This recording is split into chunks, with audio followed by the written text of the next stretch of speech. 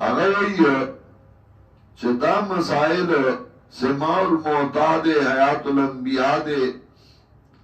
سماع الموتى نو دا ته د اعتقادیاتو نه وای که د فروعي مسائلو نه وای. که د اعتقادیاتو نه وای نو بیا عقیده ساعتی بیتیږي په نصوص نسیه، په نصوص قطعیه، نو بیا په نصوص قطعیه باندې ثابته کا. نو ته نصوص قطعیه نشي پیش کوله، زه پیش کولی شم.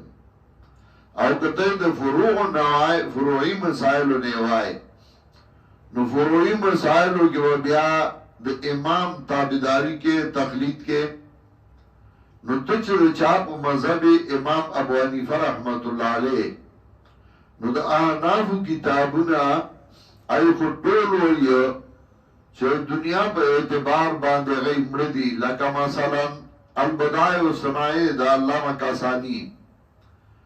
البدایع والصنایع اول جلد اخیری صفحه کې علامه کاسانی لیکلی دي فاما فی احکام الدنیا فشهید میتون ولهذا یقسم ماله وتنکو امراته بعد انقضاء العدة.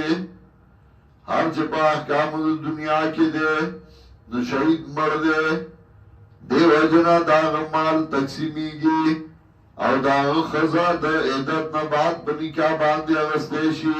نو که هغه ژوندی و بیا دا خزا څنګه بل په نکاح علي او هغه جایز ده. بیا مولوي صاحب ته له نکاح څنګه تړي چې هغه ژوندی دی نو بیا خو د هغه د ښځې نکاح په بل مه تړه که نه، د ژوندي د ښځې نکاح په بل تړې راسې اغړم دغړم جوړ کي دې نه یو لویه مسله جوړه کړې صرف د خپل شهرت دپاره.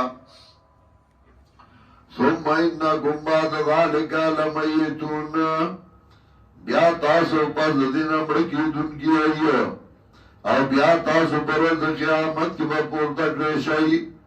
ولقد خلقنا فوقکم سبع طرائق،